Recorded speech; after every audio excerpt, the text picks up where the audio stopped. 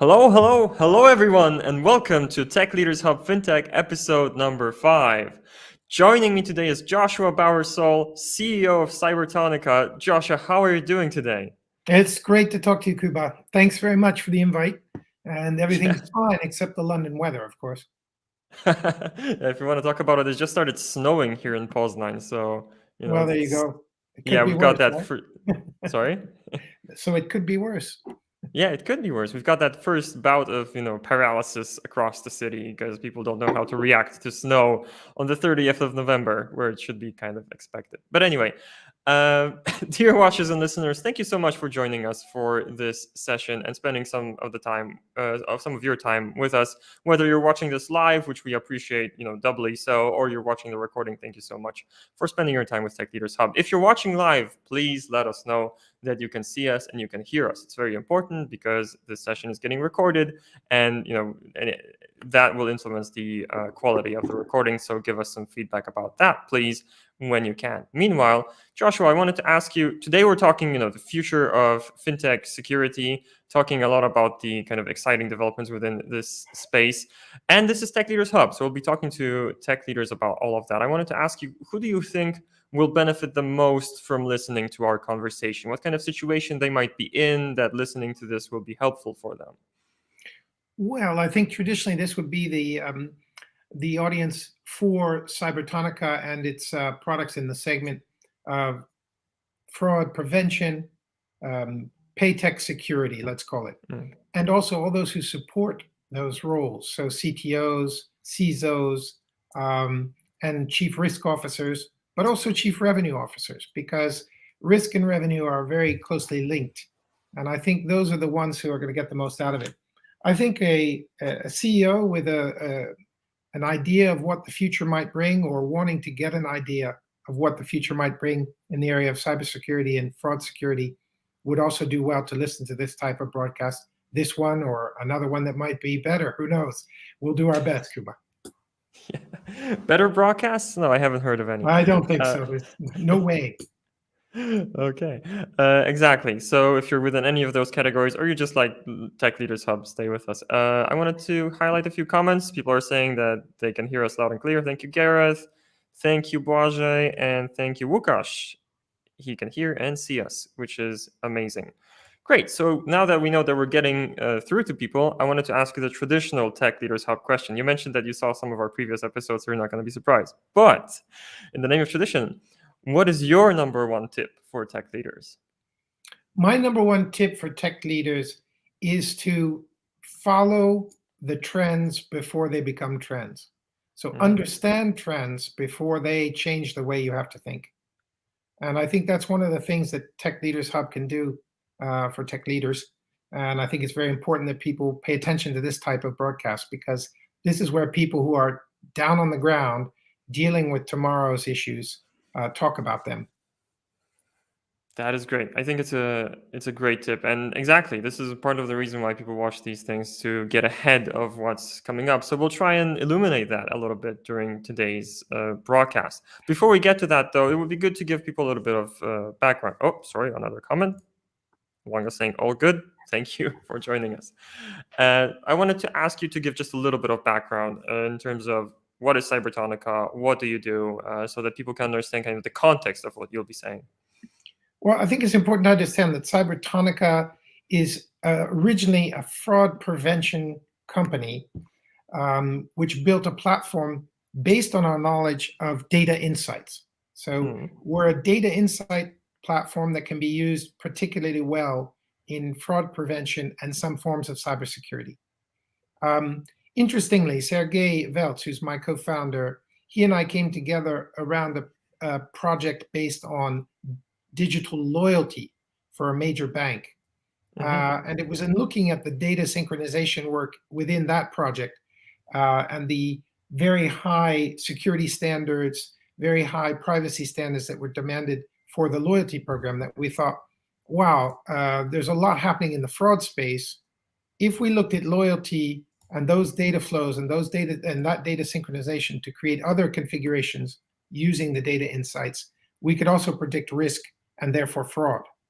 And we started with that idea.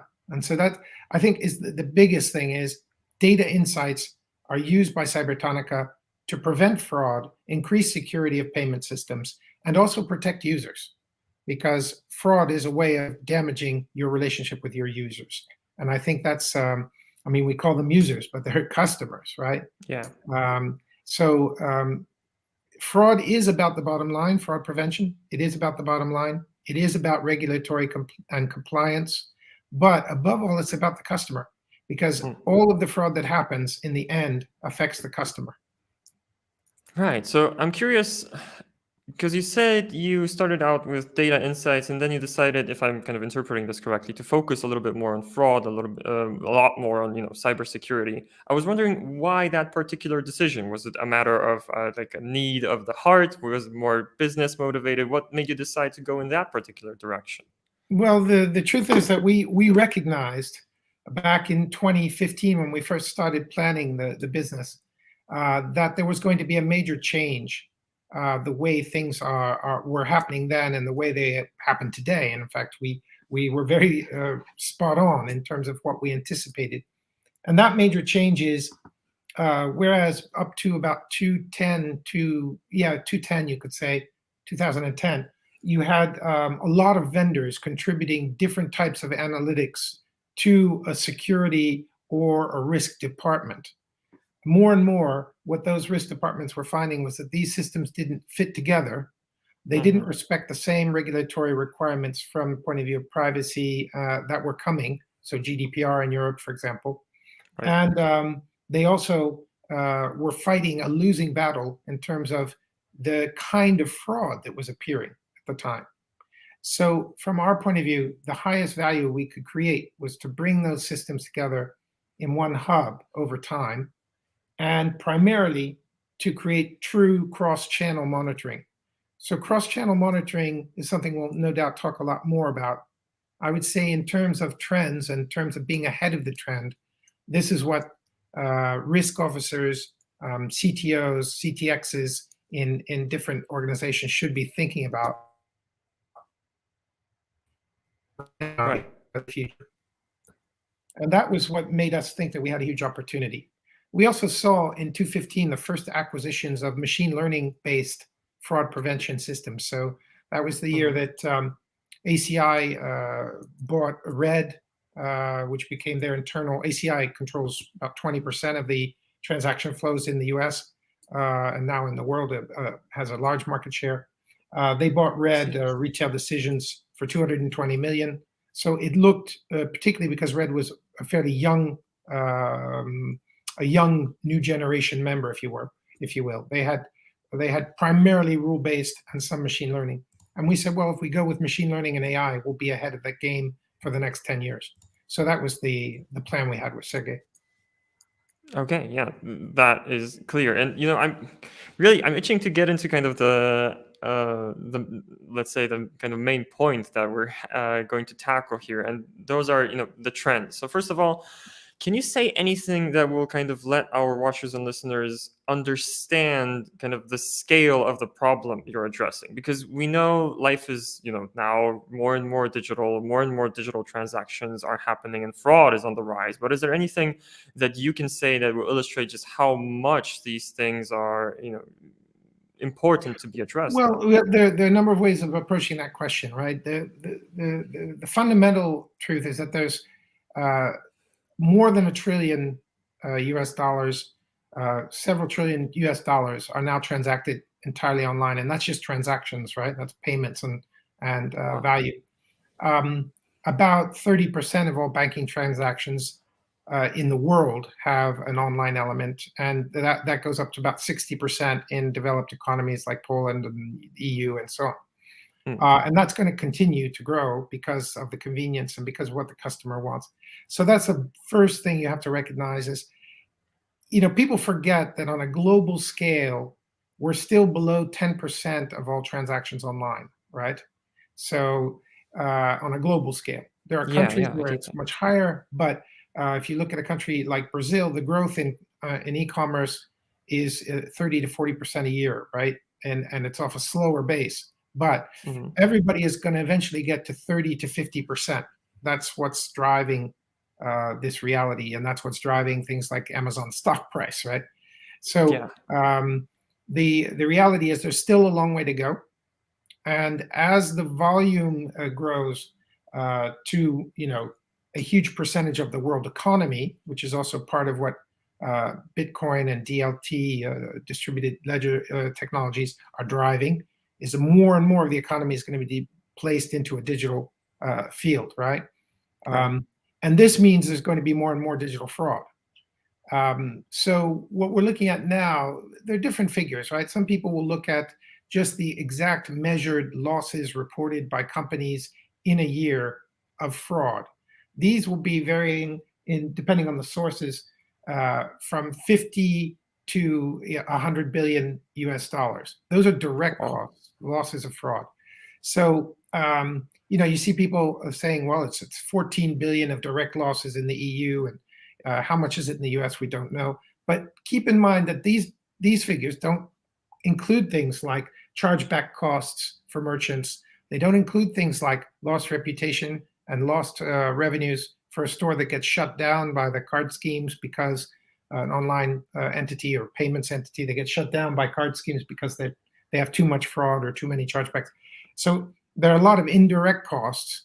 And then on top of that, there's a separate loss figure for the banks, not always disclosed, right? So these are scams, banking incursions, and exploits within the banking system to withdraw money. These can be in the hundreds of millions, right?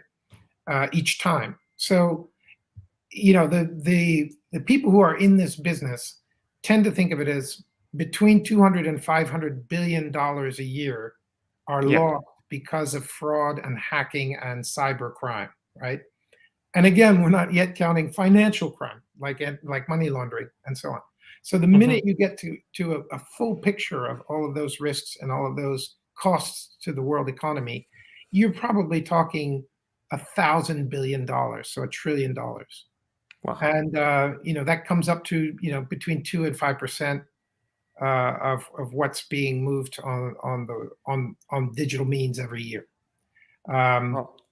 So it can be quite high. I mean, traditionally you would say that fraud ranges are pretty low. They might be 0.0025 in a very well-managed company, and as much as 2 to 3 to 5% in a poorly managed or heavily attacked company, right? In terms of the turnover.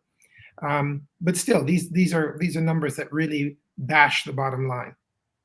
Yeah, I can see that. I mean, just thinking about the initial figure that you quoted, I think it was 250 billion. That's already significant, right? But when you think about the additional consequences, the kind of domino effect of it, then it is. I asked the question and I got my answer. It's a huge problem. It's a huge problem. And what's more, as you know, Kuba, with the pandemic, so many new people are coming online to do their shopping, planning, traveling.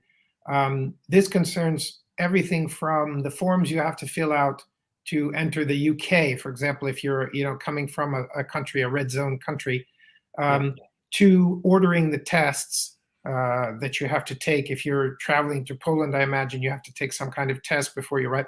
So all of these things are leading to really explosive numbers of new users in e-commerce and on the web to do their transactions, to move their personal data.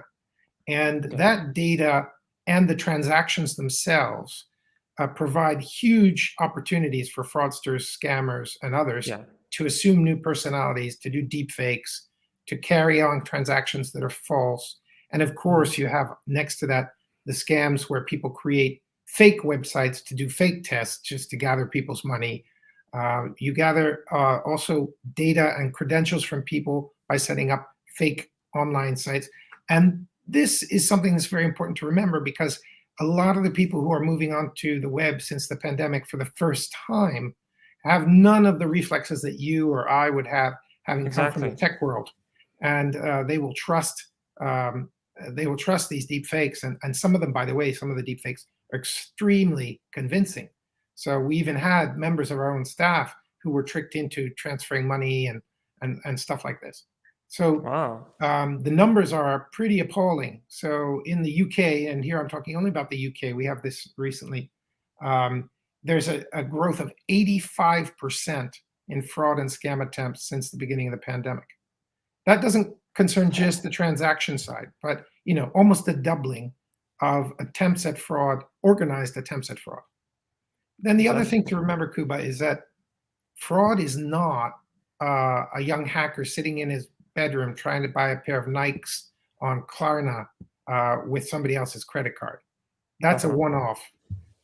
Fraud, in the meantime, because of the size I told you of the growth and the online transactions and shopping and banking, fraud is also an industry now.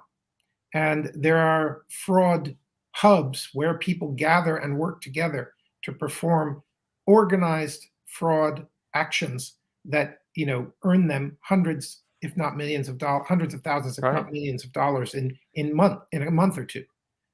This is a new type of crime. And then you also have people who are specialists in using payment systems, fake identities, fake shops to move money illegally, so money laundering. So you have a number of these trends that are making this a huge problem for the future. Yeah, exactly. Wow. I mean, sorry, I didn't have much in terms of follow-up here because all of what you said, I thought was really significant, and it really shows the scale of the problem. And I do have a few follow-up questions regarding that. I wanted to ask you, before we move into how to defend against these fraud attempts, and look perhaps a little bit closer about how Cybertonica can help, or other solutions can help, I wanted to visualize the problem a little bit more. You're very close to this problem of fraud, right? And ourselves, or myself, I haven't been victim to any of those, not attacked even that much, right? So I wanted to ask, what is actually happening out there? What is like the most common type of fraud attack? You're mentioning deep fakes. Are people creating fake videos of relatives asking for my imagination is running wild here. So what is actually happening? Well, you have a lot. You have even the old sort of man in the middle type fraud where somebody sets up a fake relationship between two parties and extracts the money that way. You have a lot of account takeover devices. So devices are also under heavy attack. So about 40% of all Android phones are usually carrying some type of malware at any one given time. Apple a bit less, but even Apple is seeing some penetration now. And for that reason, I would say that the most common things are sort of obviously card not present fraud, where you can buy hundreds of cards, thousands of cards on the dark web that have been stolen, credentials misappropriated, hacked out of a bank system. And those thousands of cards will be put through hundreds of SIM cards on hundreds of fake mobile phones that are arranged. It's called SIM farming, arranged in rows of 100 SIM cards. And robots will then try to make payments with them until they get a hit. And then they'll make as many payments as they can. So it goes all the way from just stealing a card and using it to organized fraud across these SIM farms around the world. So I would say that the most common one still is sort of just, the brutal reuse of stolen cards or hacked card numbers and credentials in terms of volume. But there's a huge growth in friendly fraud. And this is a problem because it's very hard to manage without the kinds of analysis that we and some of our competitors do on the behavioral side. So friendly fraud, you have to understand, is when somebody orders something for someone with a card, knowing that that person will then reject the payment on the card and say, I never ordered this. And in 80% of those cases, there will be a chargeback of that money, and yet the product or the service will have been delivered already. Classically, this is about 30 to 50% of all fraud now. And that's like a typical type of fraud you would see used on a buy now, pay later platform.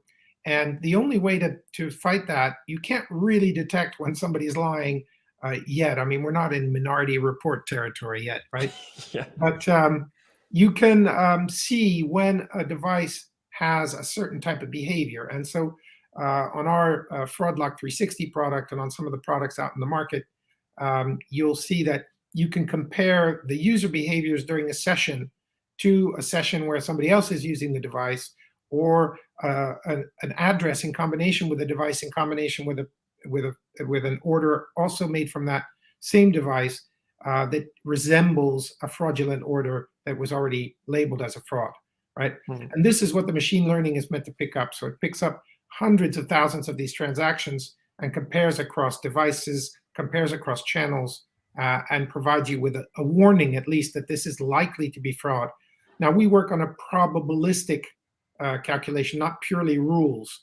Rules will say, if the phone changed since yesterday, re-verify the authentication of the user, of the phone, of the session, and of the purchase.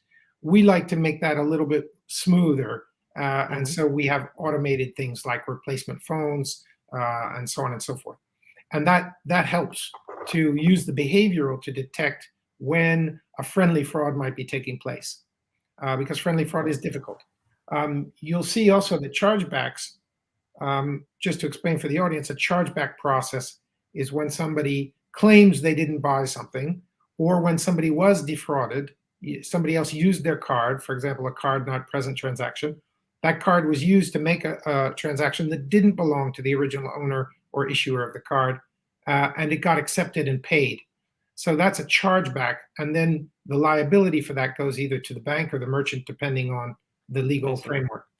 And when there is a chargeback, that's another considerable cost. It may be as high as 30 euros per chargeback. In the past, there were specialized offices. Ethica was one that was bought, I think, by Visa or MasterCard, I can't remember. And then there's, of course, Chargebacks 911 from the US, now also in the European theater, who manage that mitigation process for the merchant or the bank to say, actually, we can prove this person got that that good or that service delivered to their cousin using someone else's card, right? Those services are now being automated, and that's another part of the puzzle. But in terms of what's happening out there today, those are the primary ones: sort of chargeback fraud, friendly fraud, account takeover. And then, of course, there's full credential and deep fakes. I think that's the new trend. And as I said at the beginning, it's better to be aware of the trends before they're aware of you. Yeah. Exactly. And I do have a follow-up about that. Quite a few follow-ups. It's like the time, as always, flies by. I wanted to highlight a few comments before we go further, though. I don't want people to kind of leave comments and then not be kind of featured on the show. So one guy is saying that when we're talking about types of frauds, he mentioned it's mostly this no card present type of fraud.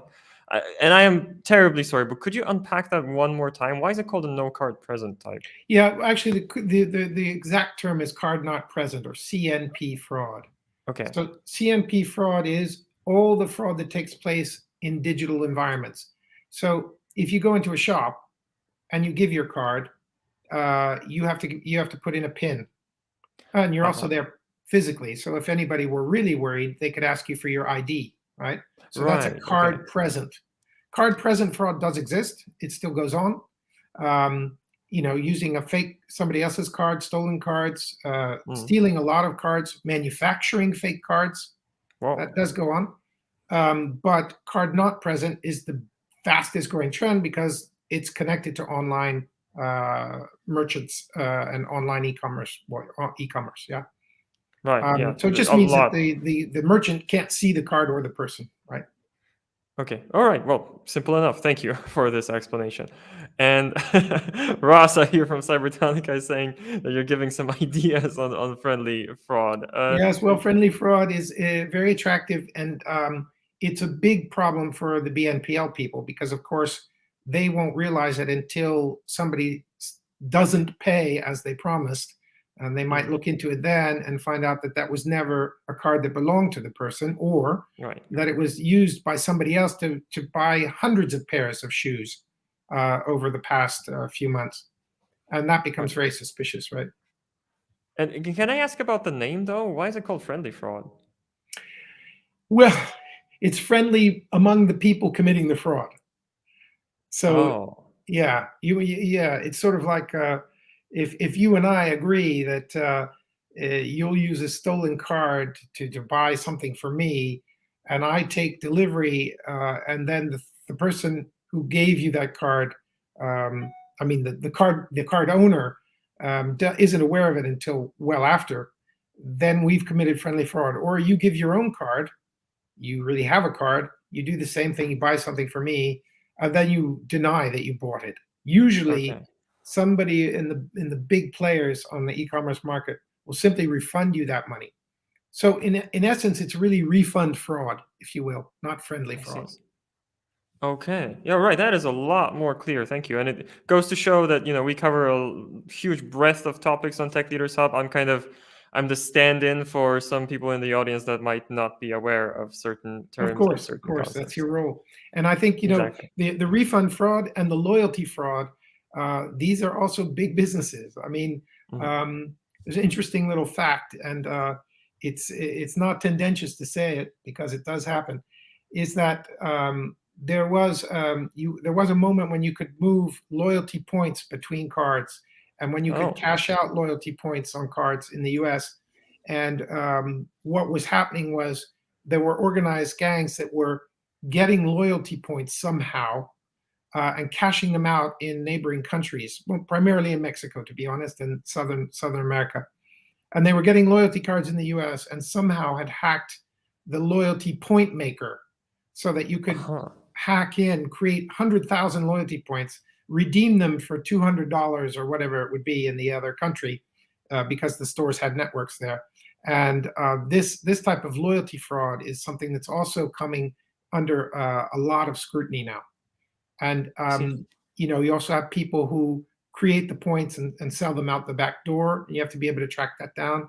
And you have people even who program the POSs within shops. They get in, they reprogram the POS, the point of sale device, Yeah. that you punch your card into, so that when certain cards are presented with a certain loyalty card, they get a lot more points because that's not Oh. visible, right? Okay. Okay. So that type of thing is Right. quite a problem too.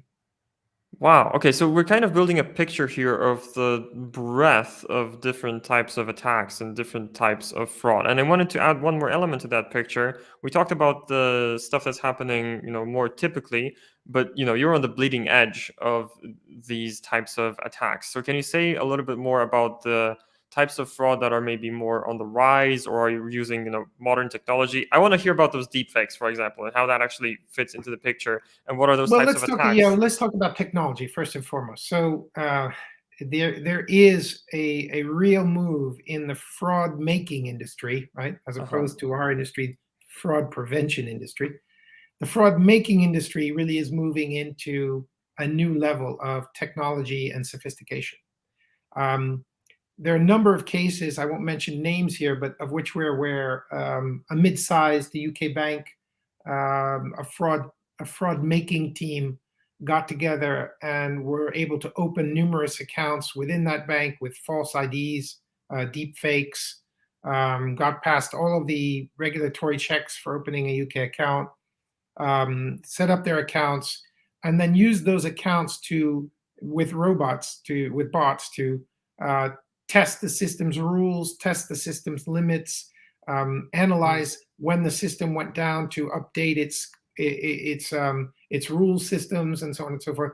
Long story short, they were able to, in a single weekend, time it in such a way that they withdrew close to 50 million pounds Wow. between Friday night and Saturday night from hundreds and hundreds and hundreds of accounts, thousands of accounts, I think it was, and basically got away with it because the only reason they were detected was that many of the people who had those accounts they attacked began receiving alerts that they had gone over their spending limit or over their transfer limit, whereas Mm. they had done no actions themselves during that weekend. But the reset was on Saturday night. So up until Saturday night, those messages, those um, bulk messages and alerts to the users, to the customers, didn't go out until Saturday night. Whereas, for example, Cybertonica is a real-time system, so all alerts are provided in the second that the alert should happen, right?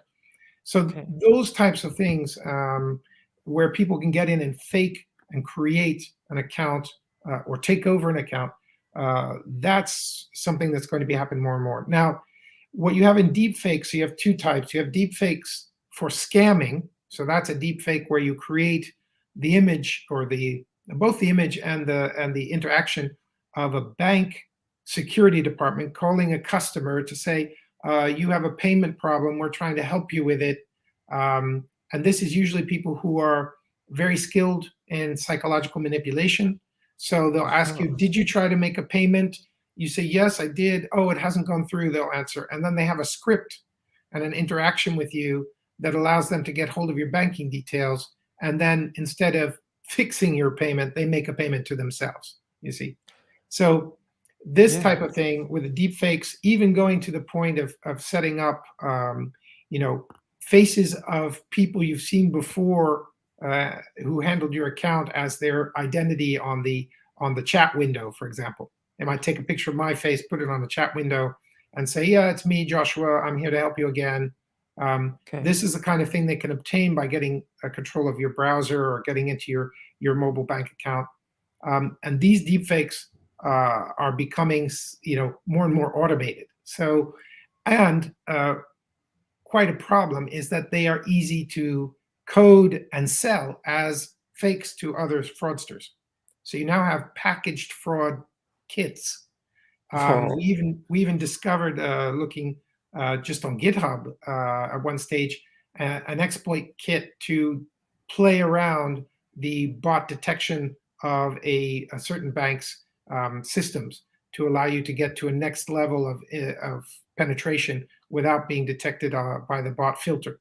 And that's one of the reasons that FraudLock 360 Cybertonica does, and some of our competitors in the segment, is very much more subtle about the things we measure, hundreds of data points about the user of the phone and the way they use it. Without having to go to the identity of the user, we can get about a 95% certainty that that is or isn't the user.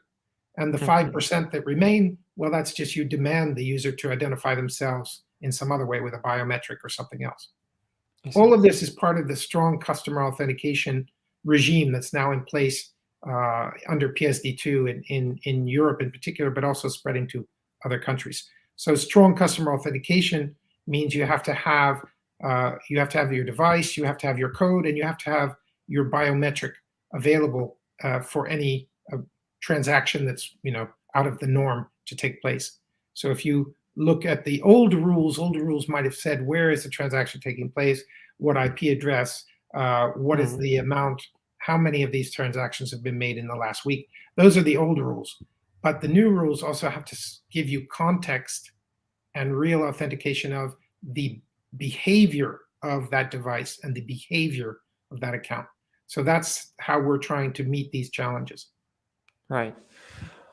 Again, a lot to follow up on. First of all, again, me kind of building a picture of how these things actually happen. When you mentioned these types of attacks happening over phone, that something's wrong with your account, payment didn't go through, I remember that I actually was targeted by one of those quite recently. I am wondering, you're mentioning bots in the same context. Which part of this process is getting automated then? Because I assume on the other end of the phone, it's still a person speaking, right? You mentioned there. Well, actually not anymore. So I think I was looking with one of our colleagues in the business at the number and frequency of bot calls for scam reasons just in the UK in the last year has more than doubled. And the estimate is that more than 30 million bot calls have been made. And that's half the population of the UK, right? In fact, there was another statistic we saw that said that 90% of adults in the UK have received a bot call in the last year. So what do these bot calls do? Primarily what they do is they instill fear first. And you can always put that down as a clear warning of psychological manipulation. If the first thing that happens on a call is somebody tries to instill fear. In the UK, this tends to be your car is being towed away, from a parking space. You're under criminal investigation. by the revenue service of the UK.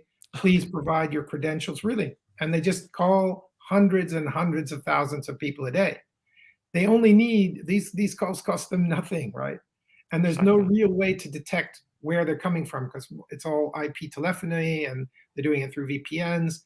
I mean, there is a way, obviously, but that you get into the security services level. That's Yeah, not yeah. where we are. And to make it clear, we're not a reactive business. We don't react and try to destroy the perpetrator or their tools. We detect and give an alert to the authorities who run the system under attack. So it's slightly different. We're more of a smoke alarm, not a fireman, right? So in the sense of this, what you have to understand is that they only need a hit rate of 0.2% to make hundreds of thousands of dollars a day, right? Exactly. That's the problem. Exactly. Wow. Okay. Thank you. Again, that makes it a lot more concrete and a lot more understandable for somebody who I had no idea that these could be robocalls too, and that really Oh yeah, should, the robocalling is a huge problem, not just for marketing, Pampers or a facelift, but also for stealing people's money. Exactly. Yeah, and when I'm getting just a slight tangent, but recently I've been kind of going back and forth on this. We do get these calls that are, not scams, but just, telemarketing attempts. And at this point, I can't even tell if there's a person on the other side of it. I don't think it's a synthesized voice, but they do have these snippets that always show up, in there. I So think it. voice Yeah. is a big issue because voice is extremely easy to model now, and just the way they can change Robert De Niro in the movie The Irishman back into a 35-year-old man. You can do pretty much anything you want with a face or a voice now. Yeah. That said, you can also there is good software to distinguish between a real voice and a human voice, and a real and a human behavior in communication. So that is in the market, and you have companies like Pindrop in the US, which has very high valuation. Basically, all they do is detect nervousness and confusion and things like that in human communications, tone of voice, timbre, tenseness. Obviously, I'm more tense speaking to other people on a camera than I would be speaking at home to kids. Or those things can be detected, and they are early warning, again, alerts. And then you, of course, also have models of the voice that are used as passwords, right? If you get a distinct phrase, sentence, etc., as a password, voice technology can now manage that. But sadly, those files can also be copied, right? Or stolen. Wow. Yeah, exactly. All right. So I feel like, myself, and I hope the watchers and listeners too, have a good picture now of what's, the kinds of attacks that are out there that are happening. So let's switch now and let's talk about defense then. Yeah. Given the huge variety and, the efforts that these scammers go to mask themselves, how do you start to approach tackling this problem? How are So you actually detecting them? yeah, so that was sort of the insight that we had with Sergey when we started this business, is that how could you detect this effectively without impinging on privacy? So that was the challenge we took. Was we don't want every person to have to continually identify themselves, do a face scan. Some people aren't comfortable with using their face, and by the way, now faces can be mocked up, and by the way, faces for people with darker complexions are harder to read and provide up to 40% error rates because of the way that the technology is constructed around reflection of light, and it's very much more subtle with different skin tones. So you have built-in discrimination in facial recognition. Although I have to say that it's getting better. It's getting better, but so we wanted to say, what could you do that would be passive, at least 95 to 98% effective in terms of precision and recall, and would not impinge on the user's experience. In other words, make that experience more frictionless, which was one of our first taglines, was frictionless commerce. And what we said was, look, math is good enough. If you look at the way we used to use the metaphor of people getting onto a plane, right? And in our day and age, sadly, there's so much fixation on the threat of a terrorist attack or some type of violence taking place on transport that everybody has to be checked in some way, down to your, taking off your shoes and surrendering the bottle of perfume you just bought for somebody you're taking it to, right? So at the airport. So we said, well, what do they do at airports? They use X-ray to look into the bags, and they use humans then to take the bags apart and understand what's in there. So what we said was, well, let's take as much of the human bit out, because that's very heavy. It involves showing people your underwear at the airport, right? You don't want that. Yes. So what we said is, how many people actually travel on this route routinely from this destination point to that one?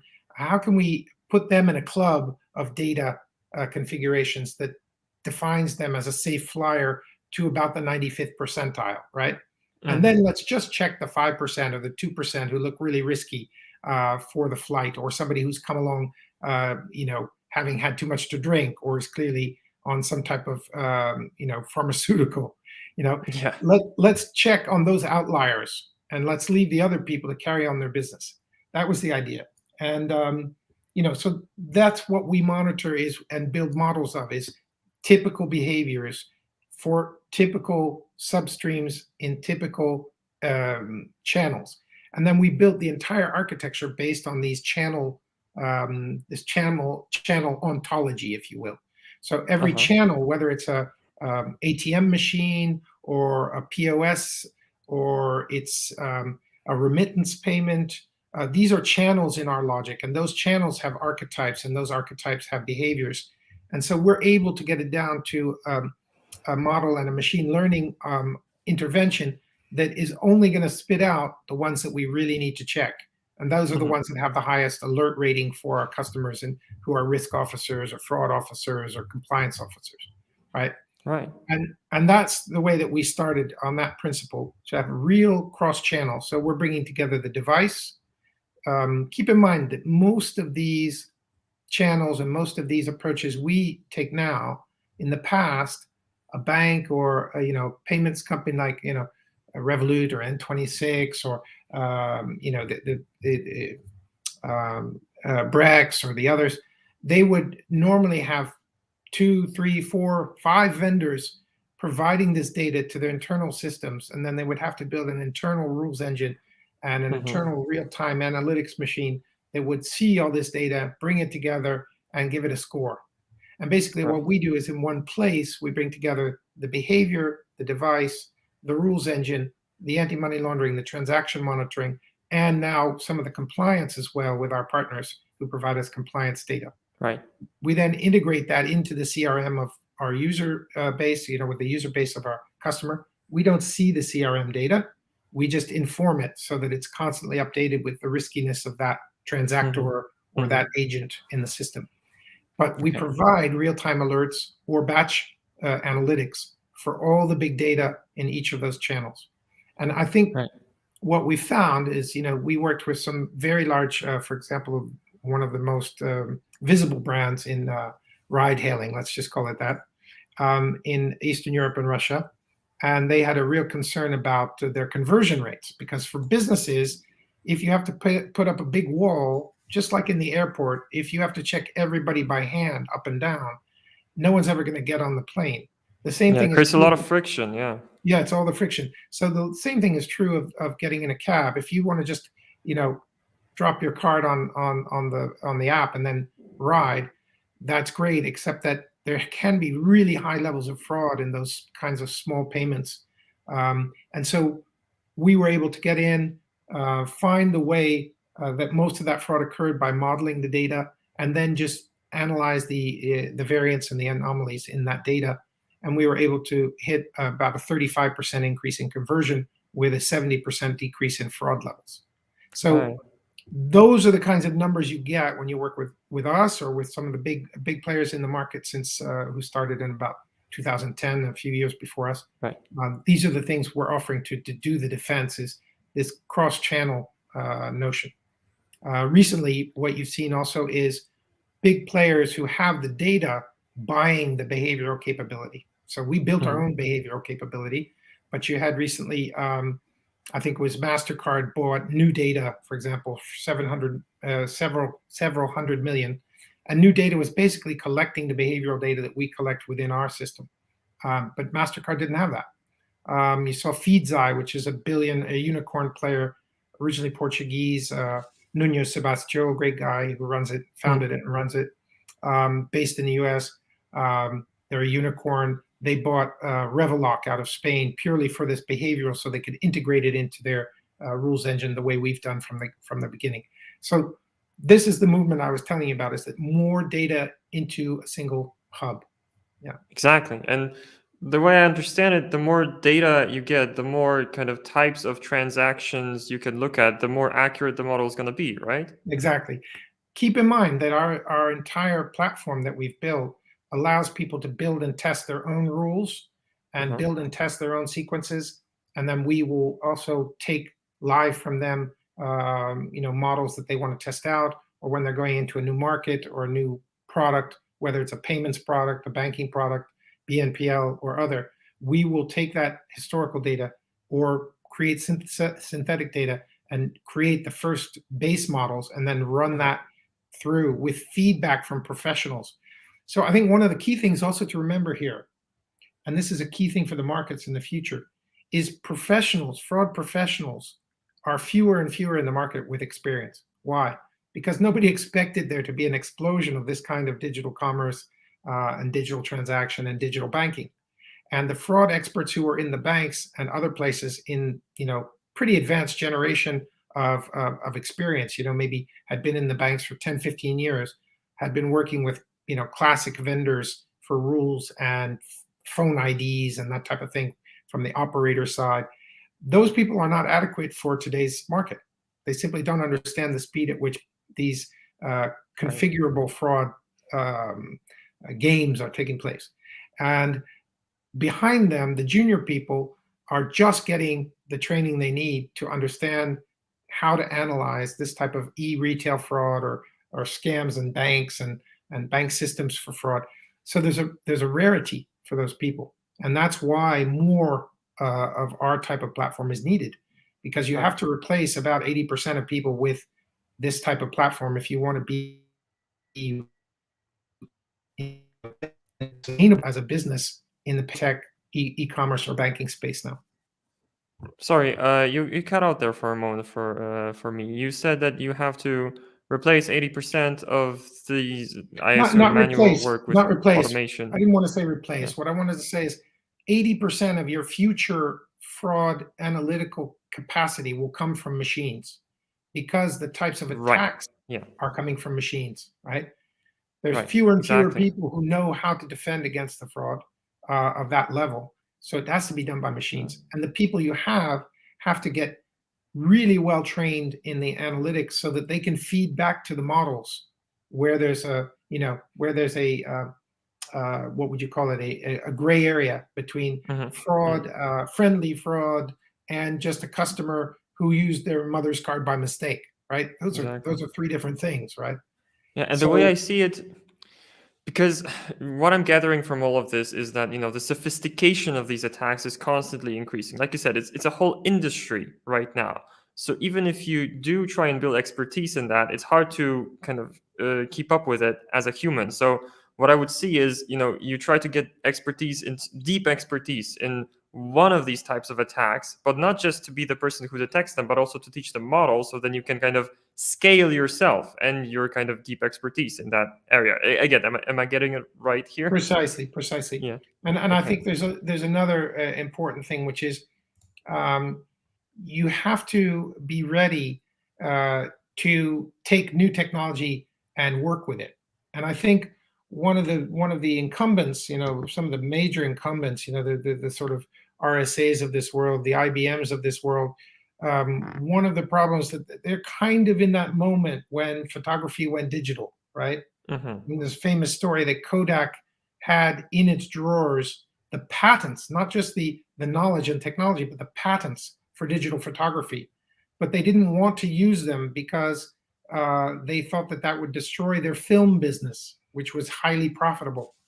The result was Kodak went bankrupt, right? While unknown players from the field of laser printing basically came along with new photo devices and cameras in phones then followed.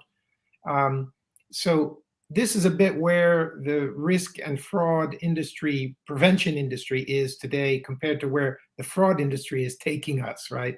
And we're trying to meet that challenge in the same way, combining the cyber security elements with the fraud prevention elements, because that's where it's going to go. It's going to converge.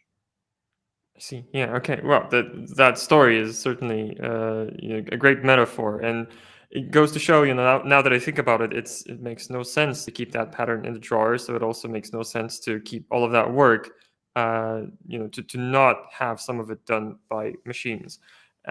Is how I understand it. And look, I mean, the time is really flying by, and it usually is like that during these sessions. One housekeeping note: if you have any questions for Josh about what's being said, I mean, certainly I'm just here to just keep listening. You're making my job very easy today. But if you have any questions, dear watchers and listeners, do ask them, because we don't have a lot of time left. And I have just one or two left before we go. I wanted to leave our watchers and listeners, especially in those roles, CTOs and technical managers, with something actionable they can do. We talked about the trends. We know the scale of the problem. We know that there are ways to address these problems. But in terms of actual things that they're currently doing and should reconsider, or they're not doing that they should put on their agenda, if you could put something on their to-do list, what would that be? I think there's a very obvious and healthy one, which can be put on the to-do list right away, which is get the CISO, the CRO, the risk officer, and the CRO2, the revenue officer, and the fraud team in a room with the CEO and say, what is our strategy for the next 5 years to combat fraud while making our customers feel more secure? Okay. And I think that meeting is going to make a number of people in the room realize that they cannot operate any longer in silos. So we constantly run into, and for us as a business, it's also a dilemma, because we constantly run into situations where great organizations have a cybersecurity person, a fraud prevention person, a chief risk officer, a chief revenue officer, and none of these people ever think about how their data insights are related. And factually, it is almost certainly the case that if you have a fraud problem, you have a cybersecurity problem, and vice versa. If you have a cybersecurity problem, you are going to have a fraud problem. And it will take many forms, right? It could be somebody impersonating one of your procurement officers to hire a non-existent supplier and send them money. That could be an inside job even. And the other thing is, I think that would be the one actionable thing I would do right away. The second thing is, people do tend to do cybersecurity audits, and that's good. I think it's a very good idea to do a fraud audit once a year. So where is our fraud coming from? Where are we vulnerable? And you'd be surprised, that's not done in many businesses that deal with huge numbers of payments. Compliance is part of it, yes. Doing a compliance audit is always good, but that's usually on some type of schedule. Whereas fraud and cybersecurity and the way they work together is going to be more and more important. I had a chance to meet Alyssa Knight, who's one of the famous white hat hackers in the US. She was at a conference where we both ended up at having a coffee. And she was pointing out on the stand, but also in our private conversation, that this convergence of hackers and fraudsters is becoming kind of a business partnership in the world that she battles in the US. And I mean, I take it from her, she's probably one of the most informed people in the world on that. Yeah. So that's what I would say as that sort of actionables. Excellent. Yeah, great. And that's something to put on the agenda. Love that. And I see that the people watching have taken it seriously, my remark about questions coming in, because we do have two. So let's hope we can answer them within our allotted time. Just to be sure, do we have a hard stop in 5 minutes? Can you stay just a little bit longer for the people who have Yeah, questions? sure. I can stay a bit longer, and that will give you some things to edit. That's good, Right, including that statement. right. Yes. For the person who will be editing this into a podcast, skip this bit. It's not important for the podcast. Thank you. Right. Let's go to the questions then. Jakub is asking, love that name, by the way. Yeah, For it's the a good first name. name. Yeah, it's a good name. So Kuba probably is asking, what was the most dumbfounding or ingenious fraud you have encountered or heard of? Well, from somebody with your experience, I would be very curious about the answer. There are two. There are two. I'll mention one that was a false positive. All right. So for those who are not aware of that, a false positive is when you think something's a fraud and it isn't, or you think it's Uh-huh. not a fraud and it is, right? But Okay. primarily you think it's a fraud and it isn't. And usually that leads to lost revenue. And I'll just relate the story that was told to us by one of our colleagues.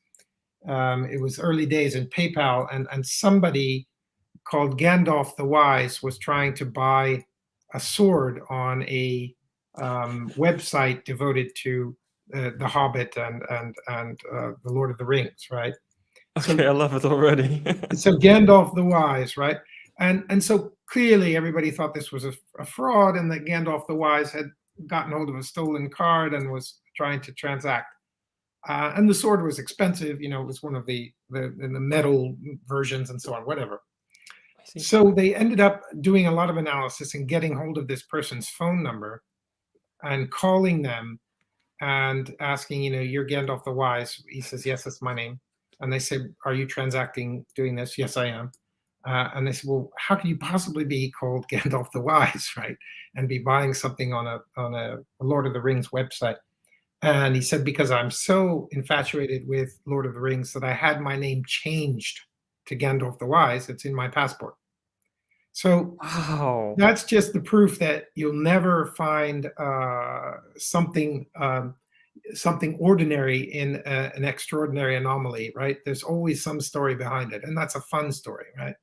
Exactly. Now, there's another not so fun story, which is we, with our early systems, actually, were servicing a major telco, and they had very high fraud in their top-ups. So, you know, the way a top-up works is you have a top up from a card. If you can get hold of a stolen card, you can top up the phone account. And what these people had organized, and when I say people, I'll tell you how many in a moment. But what these people had organized was at the scale of a country, an organization that was creating phone accounts in order to pile them up with money, then use the phone account to create a prepaid card because they could buy the prepaid card with the phone account money, and then Uh-huh. take the prepaid card to an ATM and pull out cash. Wow. Now that looks like it's a very clever but cumbersome way to make money until you realize that they had up to 2,000 people involved, right? Whoa. And each of them had 4 to 5 phones. So you're talking about 20 to 20, up to 20,000 devices were involved in this. And of course, many of them, the devices were just SIM cards on a stack. Uh-huh. And the way it was organized was once they had done a pull of money into the phone system, they then would send out teams to cities all over this country, and the teams would have the prepaid cards, and they would go from ATM to ATM, pulling out as much as they could, 100, 200, 300 US Wow. dollars worth. So this was the biggest fraud we ever covered, and it had been going on for some time. And Wow. the telco operator went from, the other thing was the telco operator was losing a great deal of custom because they had to put their wall of secondary authentication up very high. And Yeah. secondary authentication means you actually have to have contact with the person. They have to fill in some data. Many Creates people, friction again. yeah, well, about 40% of people just abandon the purchase or try to do it some other way. So they estimated that the net of stopping the fraud and increasing the throughput of the legitimate topper-uppers was over $30 million in 1 year on a base revenue of about 90 million. So you can see it's about 30% increase. So those are the kinds of extremes, I would say, of what we see. Yeah. Wow. Well, first of all, thank you for both of these stories. Both of them were amazing. Jakub, thank you so much for the question. You should be hosting the show. Yeah, it was a good one. That was a very good question. Thank you. And okay, and we'll be moving I just into. hope he's not a fraudster. I just gave him a bunch of ideas. Yeah, but he's gonna need 2,000 people for that other one, though. That's what you pay them, right? Yeah, exactly. Okay, and moving into the next question, probably our last question for this session before we start wrapping up, announcements, what have you. This one's from Mohammed, and he's saying, interesting information. Where do you see these different threats evolving the next few years, especially with the metaverse becoming popular? That's again a good question, one. Yeah. Yeah. So Thanks, what would you Mohammed. say? I think there are a number of things that are happening that have to be recognized that they're happening. One is the creation of a parallel existence in digital, right? Mm.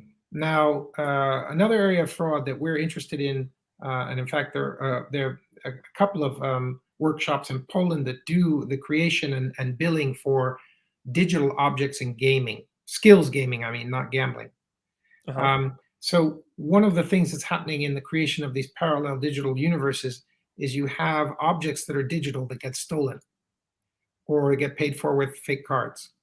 Uh-huh. By stealing someone's credentials on, World of Tanks, you can steal one of the arms that they have on their tank, right?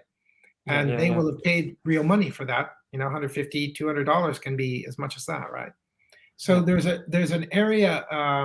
There's even a company I know that has built into gaming and built into environments like the metaverse billboards for advertising, and they sell the advertising extremely expensively. So if you're in the metaverse and you're walking down Main Street and they have the billboard there, they'll sell that advertising space for hundreds of thousands of dollars.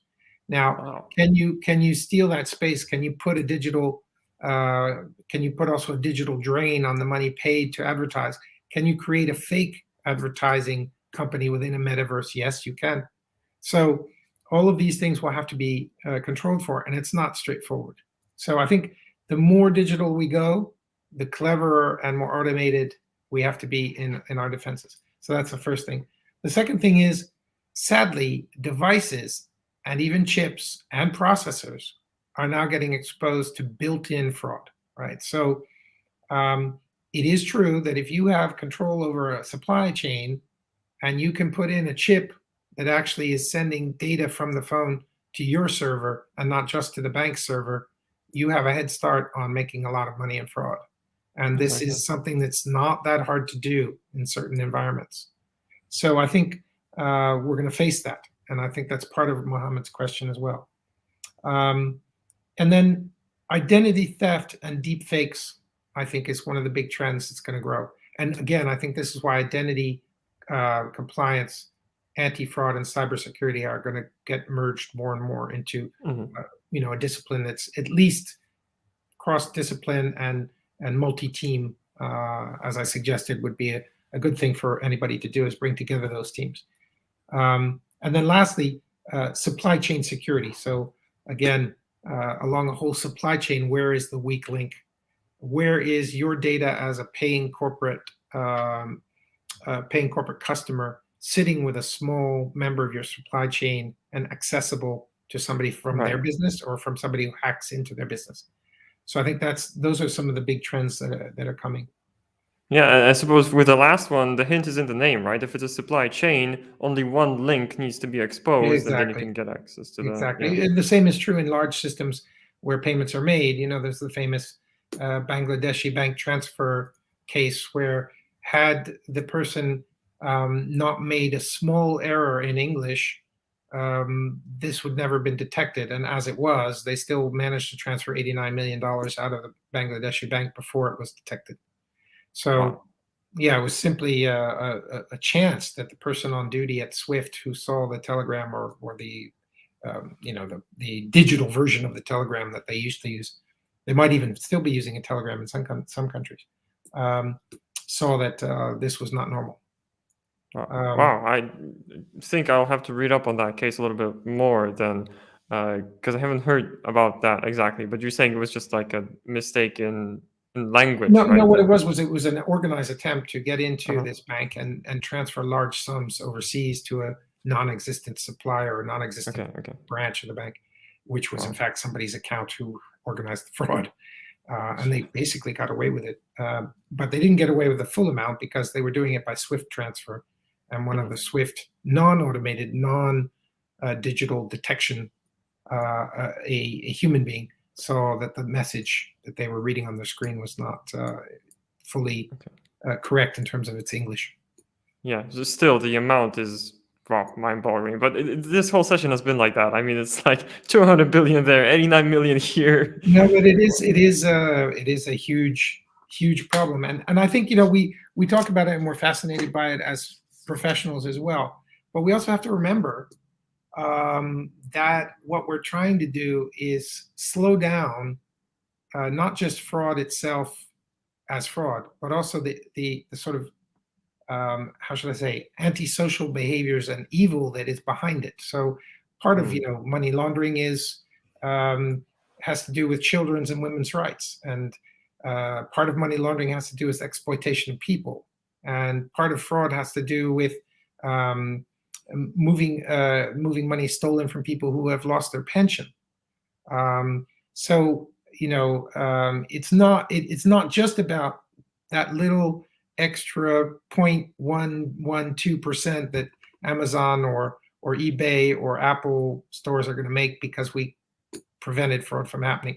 It's also quite, for us, as a value system, it's about also making sure that good people can get good service, for one thing. Good merchants can provide the service without worrying that they're going to lose their business through loss of reputation or a loss of cash flow, and that the evil stuff that's being done for money has a harder time using that money to do these types of operations.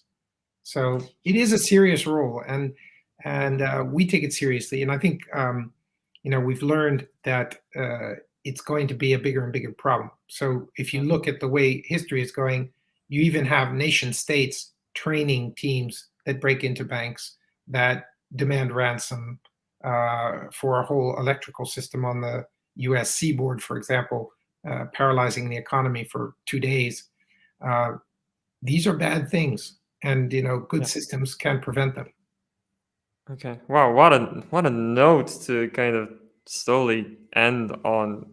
Earlier, I asked you, about the kind of reasons behind getting into cybersecurity. Was it more business-oriented reasons of the heart? But now I can see the whole kind of value-based, almost philosophical layer. Well, there is a why. it, Yeah, there is a why to this business. There's a It's why. not just a what. And I think that gets lost. And even in our experiences as a startup, we've seen some pretty doubtful players in the market that we chose not to work with, right? So this does inform what we do. Exactly. All right. Wow.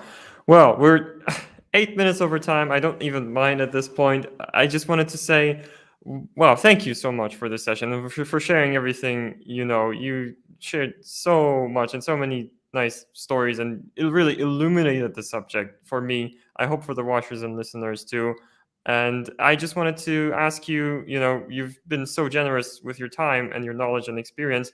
Is there anything that you want to say to our audience in terms of announcements? I don't know, hiring. Well, I think right now we have some big news coming, but it would be the wrong moment to talk about it. But we have enjoyed partnering with some new people in the cybersecurity space and in the compliance space. And that's going to start getting to be known towards the end of this year. But I think the main thing for us is that we're seeing a lot of adoption of the behavioral tool.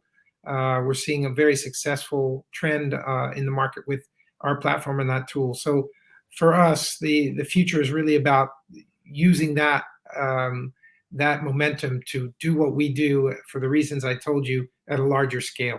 We're still quite a small company, but we see some large growth coming down the path. Yeah, and I'm gonna drop a call to action that I think Rossa is gonna be happy to hear. To hear all about that, the changes at Cybertonica. Be sure to follow Cybertonica on Indeed. social media. Yeah, and we're quite active on LinkedIn. I know you're on Twitter. I've seen you promoting this session. Thank you very much for that, and follow Josh too, to stay in touch with that story and keep up with it. On our end, there might be some people watching this that are seeing STX Next for the first time and Tech Leaders Hub for the first time. Just very, very quickly, let me run through what you should do. You should follow STX Next on LinkedIn and on Twitter. Subscribe to us on YouTube, and you'll be well informed about the newest Tech Leaders Hub episodes.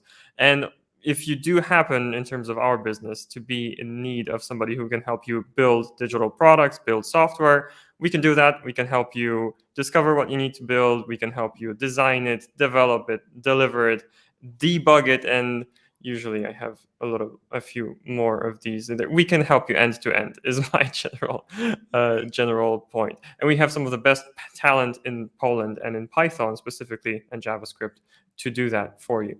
So just wanted to drop that there in case you have a need.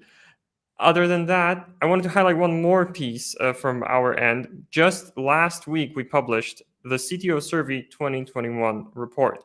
We asked 500 CTOs, over 500 CTOs actually, about how they're hiring, how they're managing their technology choices, and how they're approaching security. The report is out now. You can get it from stxnext.com. And you would do well to do that because it's packed with insights. For example, number one challenge for CTOs in 2021 was hiring. Probably a lot of you are not surprised. More insights like that await in the CTO Survey 2021 report. So I wanted to highlight that, especially here. We're also hiring in a lot of roles, visit careers.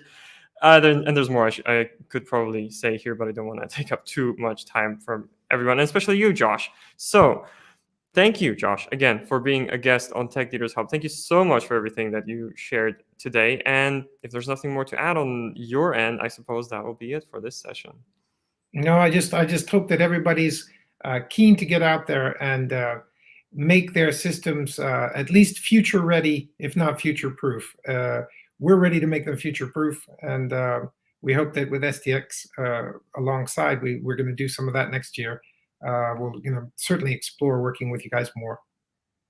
Excellent. I would love to have an opportunity to do that. So let's talk about that, but not live on LinkedIn. Let's probably go offline now. Thank you so much for joining Tech Leaders Hub, and I will see you next time. Thanks again.